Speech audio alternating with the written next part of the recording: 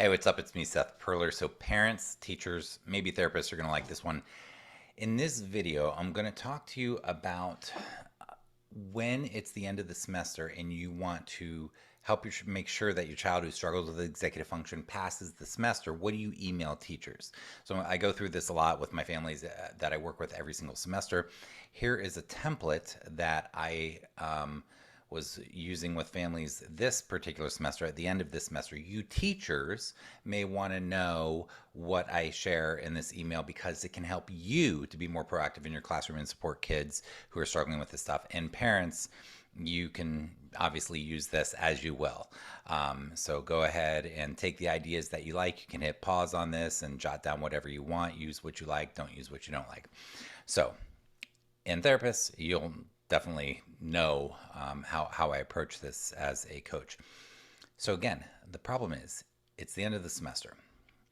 At the end of the semester, you can look at my other work. I have lots of freebies on my site, selfperler.com, but you can look at my other work to figure out what PEPR is, PEPR.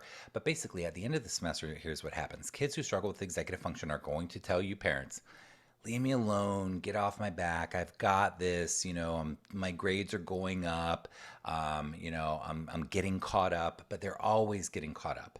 So the actual executive function skills and habits that are needed and to be successful are not there.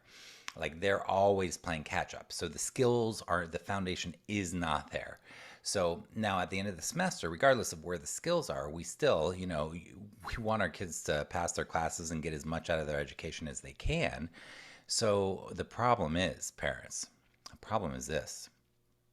You, the parent, are often unclear about what the heck needs to happen. So you ask your kid, what's going on in school? How's it going? Would you have any makeup work? Do you have any incompletes, late work, zeros? Do you have anything to redo? Do you have any test corrections to do? I'm fine. Leave me alone. I've got this, and you're trying to be helpful, but you're trying to figure out what's going on. Then maybe you look at the portals, you go look at the teacher sites, you're trying to figure out what the heck is coming up, how can we make sure, and you might email or call teachers or just try or ask other parents and try to figure out what the heck is going on. The problem again, parents, is clarity. You're unclear about what the heck needs to happen, and you've seen the pattern over and over, so you have this feeling in the pit of your stomach, oh my gosh, is my kid forgetting something big? Are they going to fail a class last minute and we didn't know, and we could have done something differently had we known? So this email template will help you know exactly what to ask. Again, use it or not, I don't really care. Use what you like. Okay, and then the semester. What's the purpose? Parents send this to see how their child is doing at the end of the semester when things can fall apart fast. And when students who seem to be passing end up failing. How the heck does that happen? The subject, I would probably put in urgent and then your child's name.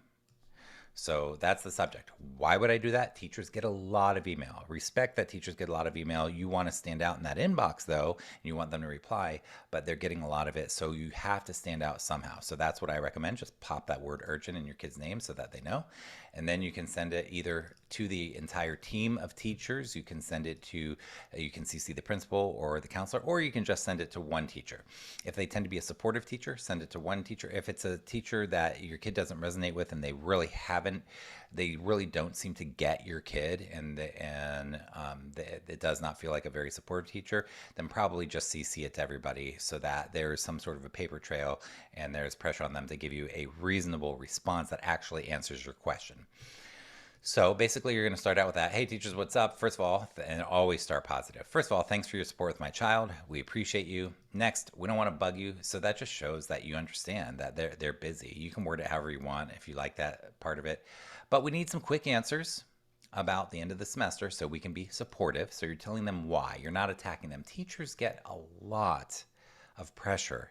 They get a lot of misunderstanding, a lot of my kid said this, and it may or may not be true what the kid is saying, or it may not be the whole truth, and teachers can get a lot of pressure from parents that don't understand what their intentions are with expectations or things like that. So always assume positive intent with teachers. They're working their butts off to help our kids, So you're explaining to them, you're not attacking them. You're saying, hey, we want to be supportive to our kid.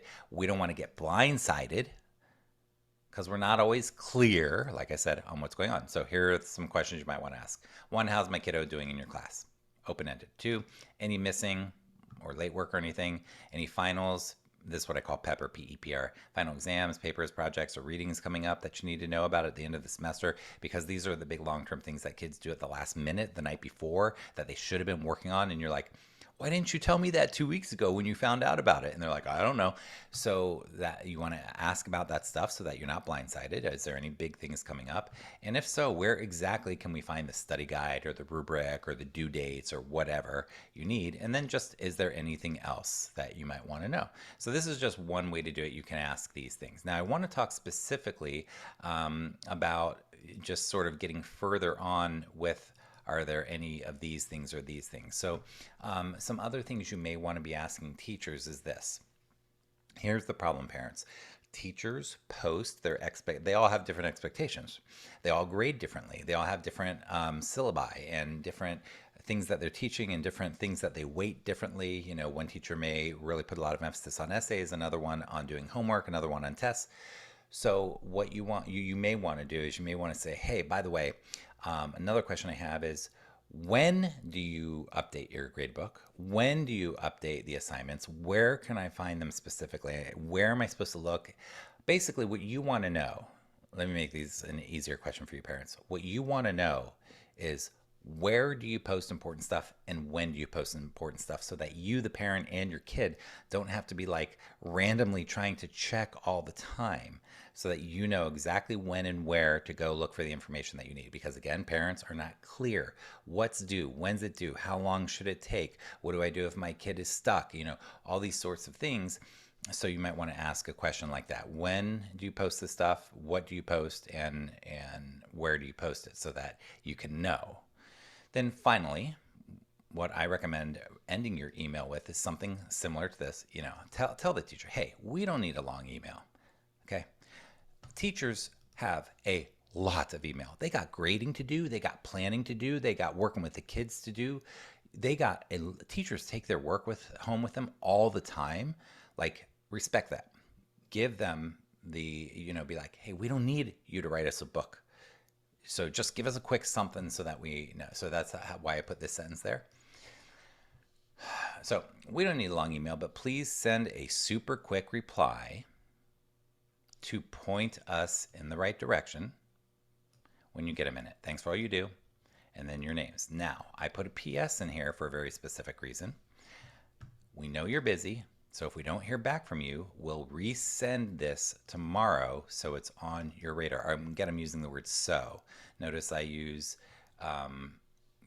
quick reply to point us in the right direction. Like, that's the so, right?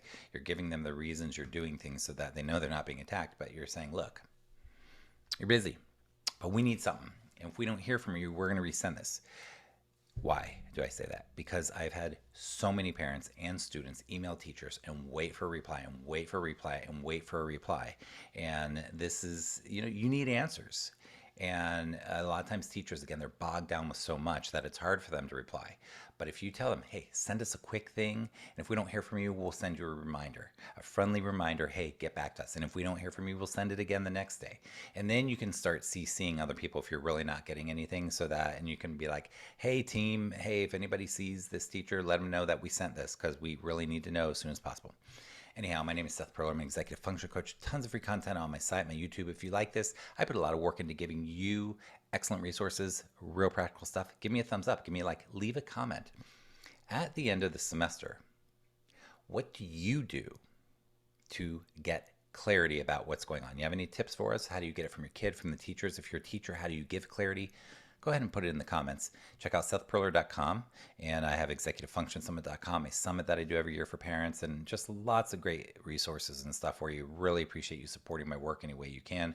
Leave a comment, thumbs up, like, subscribe, etc. Have a fantastic day. And most of all, my wish and my hope for you, number one, is that you have real present connection with your kiddo today.